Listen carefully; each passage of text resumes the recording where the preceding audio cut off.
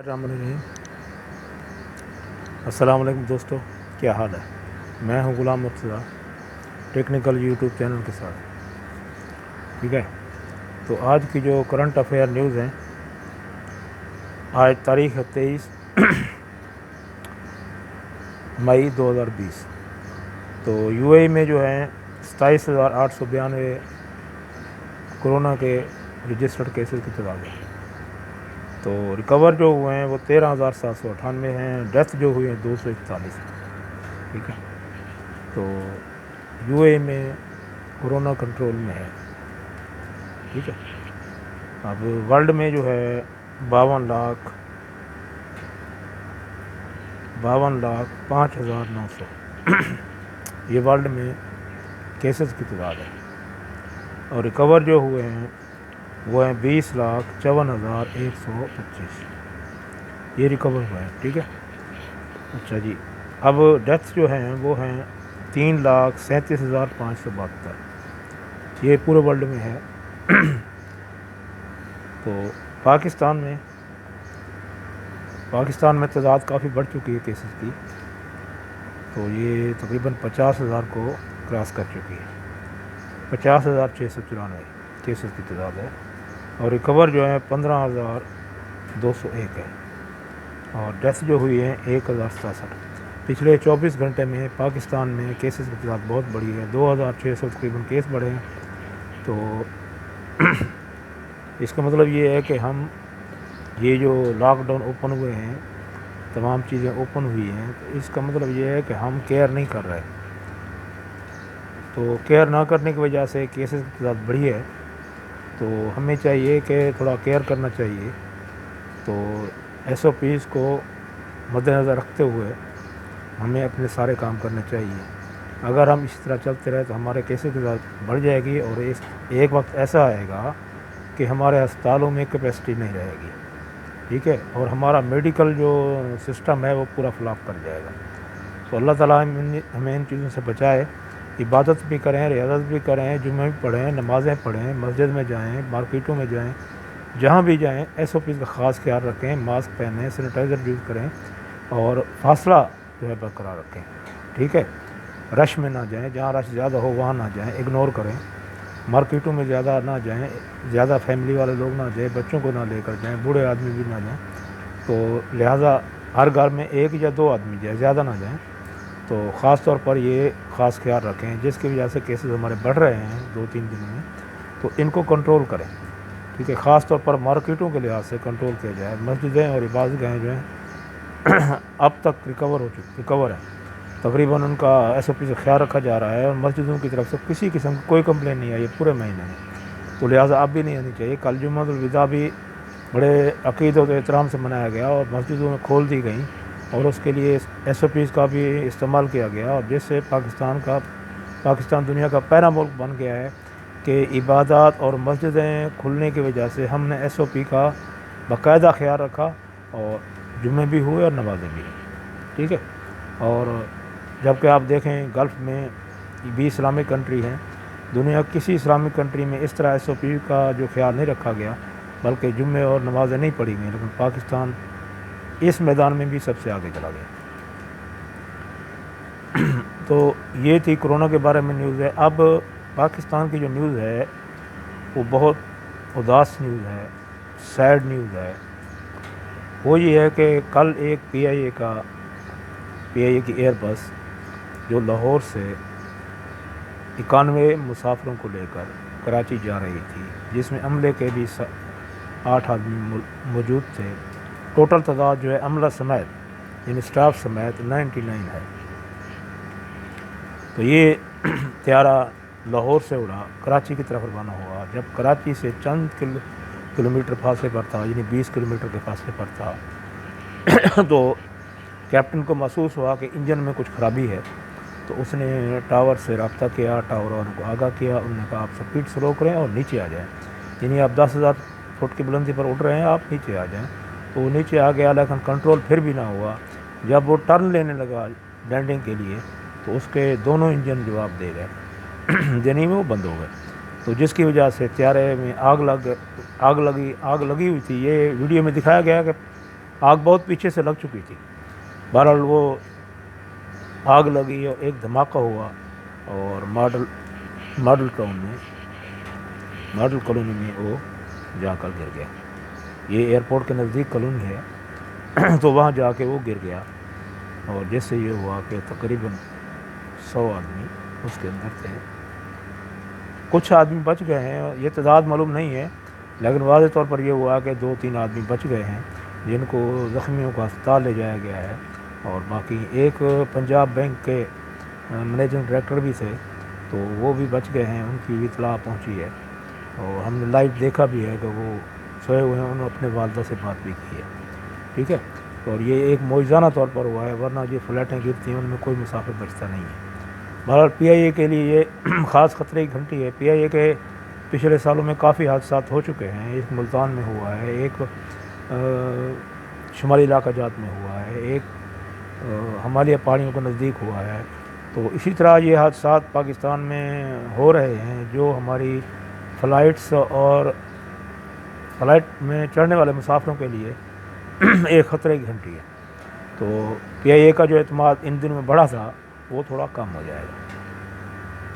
اللہ تعالیٰ ان لوگوں کو جنت میں جگہ دے اور ان کے لواحقین کو صبر دے، اور ان کے جو لواحقین ہیں گورنمنٹ کو کچھ نہ کچھ ان کی ہیلپ کرنی چاہیے، اور جو زخمی ہیں اللہ تعالیٰ ان کو صحت یاب کرے. بہرحال کارروائیاں ابھی جاری ہیں، تو کیونکہ وہ علاقہ گنجان آباد تھا، آبادی بہت زیادہ تھی، گلیاں چھوٹی چھوٹی تھیں جس میں ہنگامی طور پر جو امدادی سامان ہے وہ نہیں پہنچ سکتا تھا، ایمبولینس نہیں پہنچ سکتی تھیں. جن آدمیوں کو نکالا گیا وہ ایک گھر سے دوسرے گھر سے تیسرے گھر سے چھتوں کے اوپر سے نکالا گیا. بہرحال اب سنا ہے کہ وہ ایریا صاف کیا جا رہا ہے، آگ بجھ چکی ہے، لیکن حالات پھر قابو میں ہیں، لیکن اس کی تحقیقات جاری ہیں. تو تحقیقات ہوں گی انشاءاللہ، فیئر تحقیقات ہوں گی اور سامنے آئیں گی کہ کیا وجہ تھی، کیوں ایسا ہوا. تو سننے میں یہ آیا کہ طیارہ بھی نیا تھا اور اچھا طیارہ تھا، اور یہ اس کی گارنٹی جو ہوتا ہے 10 سال کا وہ باقی تھا. 2014 میں یہ پی آئی اے میں شامل ہوا. تو بہرحال یہ بہت سیڈ نیوز ہے. اور دوسری سیڈ نیوز یہ ہے کہ ہماری جو سرحدوں پہ ہے ہائی الرٹ کر دیا گیا ہے، جنگ کے بھی خطرات منڈلا رہے ہیں. یہ بہت بڑی سیڈ نیوز ہے. بہرحال امن ہونا چاہیے. علاقے میں امن ہو تو قومیں ترقی کرتی ہیں، علاقے ترقی کرتے ہیں، ملک ترقی کرتا ہے. تو یہ بھی ایک خطرناک نیوز ہے. دوسری بات یہ ہے کہ پاکستان میں آٹے اور چینی کا بحران جو آیا تھا اس کی تحقیقات ہو گئی ہیں، فرانسک رپورٹ بھی آ گئی ہے. اس معاملے میں بھی سیاسی بحث جاری ہے.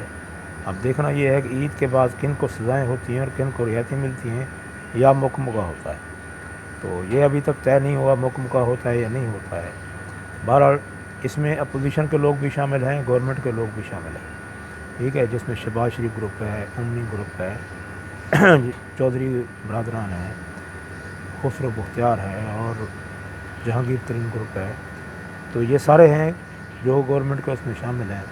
یہ 29 ارب کی تقریباً سبسڈی دی گئی ہے 5 سالوں میں، جو کھایا گیا، منافع علیحدہ کمایا گیا، ٹیکس علیحدہ بچایا گیا. بہرحال یہ آج کا کام نہیں ہے، یہ شروع سے چلتا آ رہا ہے. صاحب ظاہر ہے گورنمنٹ ان کو سبسڈی دیتی ہے تو وہ لیتے ہیں نا. ہو سکتا ہے گورنمنٹ میں یہ لوگ خود بیٹھے ہوئے ہیں، خود ہی ان کو بلیک میل کرتے ہیں، خود ہی سارا کچھ لپیٹ لیتے ہیں. تو اس کا مطلب یہ بھی ہو سکتا ہے. لیکن یہ جو اگر قانون پاس ہو جاتا ہے کہ کوئی بھی گورنمنٹ کا اہم عہدہ رکھنے والا آدمی کاروبار نہیں کر سکتا، پاکستان میں یہ قانون نہیں تھا. اگر یہ قانون لاگو ہو جاتا ہے تو اس کا مطلب ہے ویل اینڈ گڈ ہے، عمران خان کی حکومت کا ایک اور ترجیح بڑھ جائے گی. جیسا کہ یہ 72 سالوں کے بعد پہلی دفعہ ایک رپورٹ جو ہے پبلک ہوئی ہے.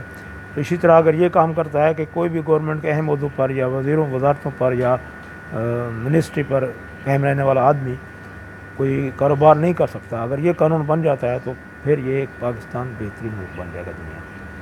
اچھا، دوسری خبر یہ ہے کہ ہم نے پہلی دفعہ امریکہ کو میڈیکل شعبے میں امداد دی ہے، جس میں سینیٹائزر ہیں اور ہمارا لباس ہے، سیفٹی لباس ہے اور ماسکس ہیں. ٹھیک ہے، اور میڈیکل کی جو چیزیں آج کل کورونا میں یوز ہو رہی ہیں، کیونکہ امریکہ نے کہا کہ ہم حالت جنگ میں ہیں، اور پاکستان نے ایک جہاز امداد کے لیے بھیجا ہے، اور امریکہ کی گورنمنٹ نے، امریکہ کے وزیر خارجہ نے پاکستان کا شکریہ ادا کیا۔ تو اس کا مطلب یہ ہوا کہ پاکستان نے اس محاذ میں بھی ترقی کی ہے کہ اس وقت جو میڈیکل کا سامان ہے وہ ہمارے پاس نہ صرف اس میں ہم خود کفیل ہوئے ہیں، بلکہ اب ہم اس کو ایکسپورٹ بھی کر سکتے ہیں، دوسرے ملکوں کو ہم دے بھی سکتے ہیں۔ اور سننے میں یہ ہے کہ باہر ملکوں سے آرڈر بھی آ چکے ہیں، کیونکہ آج کل کورونا کا سیزن ہے، اور کورونا کے سیزن میں ان چیزوں کی بہت ڈیمانڈ ہے، پورے ورلڈ میں ڈیمانڈ ہے۔ تو پاکستان کے پاس چونکہ کپڑے کی صنعت ہے، اور اس صنعت میں پاکستان خود کفیل ہے، اور یہ چیز باہر بھیجتا ہے۔ پاکستان ہمیشہ کپڑا ایکسپورٹ کرتا ہے، باہر بھیجتا ہے، کاٹن کی چیزیں ایکسپورٹ کرتا ہے، کیونکہ یہ سارا سامان کپڑے سے بنتا ہے، ایکسپورٹ ہوتا ہے، اور کچھ کیمیکل سے سینیٹائزر بنایا جاتا ہے۔ تو یہ سارا سامان پاکستان میں اویلیبل ہے اور بنایا جا رہا ہے، اور انشاءاللہ تعالیٰ آنے والے دنوں میں اس بارے میں بھی اچھی خبریں ملیں گی۔ بھارت پاکستانی گورنمنٹ جو ہے اچھے کام کر رہی ہے۔ اب بین الاقوامی محاذ پر تو ہماری فوج لڑ رہی ہے، ہمارے جو خفیہ ادارے ہیں ان کو جو اندر کے دشمن ہیں ان کو بھی تھوڑا دبوچنا چاہیے، ان کی زبانیں بند کرنی چاہیے، ان کو بھی گلے سے دبانا چاہیے۔ یعنی باہر کا دشمن ہمیں اتنا نقصان نہیں پہنچاتا جتنا ہمارے اندر کا دشمن ہمیں نقصان پہنچاتا ہے۔ اگر یہ اندر کا دشمن چھوٹا موٹا ہو، یا کوئی کسان وغیرہ چھوٹے موٹے ہوں، تو ان کو تو گورنمنٹ دبا دیتی ہے فوراً، بلکہ جیلوں میں ڈال دیتی ہے۔ یہ چونکہ جو دشمن ہمارا اوپر کی سطح سے آ رہا ہے، یعنی اسمبلی میں بیٹھے ہوئے ہیں، عدلیہ میں بیٹھے ہوئے ہیں، قانون کے ادارے میں بیٹھے ہوئے ہیں، اور ہماری صحافت میں ہیں، ہمارے میڈیا میں، ہر شعبے میں یہ لوگ موجود ہیں، تو پہلے ان کو پکڑنا چاہیے۔ باہر کا دشمن تو ایزی ہے، اس کو گولی ماریں گے، فائر ماریں گے، بم گرائیں گے، وہ تو مر جائے گا، لیکن اندر کے دشمنوں کو کیسے پکڑیں گے؟ سب سے پہلے ہمارے جو خفیہ ایجنسیاں ہیں ان کو چاہیے کہ اندر کے دشمنوں کو پکڑ کے اندر ڈالیں، تاکہ ہماری جو اندر کی معلومات ہیں وہ باہر نہ پہنچیں۔ جب یہ اندر کی معلومات باہر پہنچتی ہیں، میر جعفر اور میر صادق جیسے لوگ یہاں بیٹھے ہوئے ہیں، ان کو پکڑنا چاہیے۔ میں ریکویسٹ کرتا ہوں وزیر اعظم صاحب سے اور پاکستان آرمی کے چیف آرمی اسٹاف سے کہ پہلے اندر کے دشمنوں کو پکڑا جائے، وار شروع ہونے سے پہلے یہ وار کی جائے، تاکہ ہمارے اندر کے لوگ جو ہیں ہمارے ملک کی خبریں باہر لیک نہ کریں۔ اور یہ بہت بڑی چیز ہوتی ہے، اگر ایک خبر لیک ہو جاتی ہے تو دشمن کو ایک ٹارگٹ مل جاتا ہے، اس ٹارگٹ پر دشمن کام کرتا ہے، ہمیں اس کا خبر بعد میں پتہ چلتی ہے، ہمیں اس کی خبر بعد میں ملتی ہے کہ ہمارا دشمن وار کر جاتا ہے۔ تو لہٰذا اندر کے دشمنوں کو پہلے کنٹرول کرنا چاہیے، اور باہر کے دشمن تو ہمارے نشانے پر ہے ہی، لیکن اندر کے دشمنوں کو ہم پناہ دے رہے ہیں، اس کو ہم پناہ دے رہے ہیں، اور جو پناہ ہوتی ہے نا وہ غلط ہے، ٹھیک ہے۔ اور یہ کچھ صوبہ سرحد میں بیٹھے ہوئے ہیں، کچھ ہمارے بلوچستان میں بیٹھے ہوئے ہیں، کچھ ہمارے پاکستان میں بیٹھے ہوئے ہیں، بڑے بڑے عہدوں پہ بیٹھے ہوئے ہیں، اور جو پاکستان کی ریڑھ کی ہڈی عہدے ہیں، پاکستان کے اہم عہدے ہیں، ان پر بیٹھے ہوئے ہیں، اور کچھ لوگ اسمبلیوں کے اندر بھی بیٹھے ہوئے ہیں جو ہماری خبریں لیک کرتے ہیں، تو ان کو پکڑنا چاہیے، ٹھیک ہے۔ وزیر اعظم صاحب، ہمیں بہت اچھی امید ہے کہ آپ پاکستان کو آگے لے کر جائیں گے، لیکن ان دشمنوں کا صفایا کرنے کے بعد، جو اندر کے دشمن ہیں ان کا صفایا کرنے کے بعد آپ ملک کو ترقی دے سکتے ہیں، ورنہ یہ آپ کی ٹانگیں کھینچتے رہیں گے، گورنمنٹ کو جام کر کے رکھ دیں گے، اور نہ آپ آگے بڑھیں گے نہ عوام آگے بڑھے گی، ٹھیک ہے۔ باقی میری اپنے ملک کے لیے، اپنی عوام کے لیے، اور جو شہید ہیں، جو جہاز کے حادثے میں شہید ہوئے ہیں، ان کے لیے دعا ہے، اللہ تعالیٰ ان کو بہشت نصیب کرے، اور ان کے ورثہ کو صبر جمیل عطا کرے۔ اور کل ہماری عید آ رہی ہے UAE میں، اور انشاءاللہ پاکستان میں پرسوں عید ہوگی، اور انشاءاللہ رمضان ہمارا خیریت سے گزر گیا ہے، روزے ہم نے روم میں رکھے ہیں، ٹھیک ہے۔ ابھی یہ دیکھتے ہیں فلائٹیں کب کھلتی ہیں، جو ہی فلائٹیں کھلیں گی انشاءاللہ ہماری ٹکٹیں ہو جائیں گی، ہم اپنے ملک پہنچ جائیں گے، ٹھیک ہے۔ باقی اللہ حافظ۔ میری ویڈیو لائک کیجئے، شیئر کیجئے، سبسکرائب کیجئے، اور اگر پسند آئے، کوئی اس میں فالٹ نظر آئے تو کمنٹس بھی کیجئے، ٹھیک ہے۔ اوکے، اللہ حافظ۔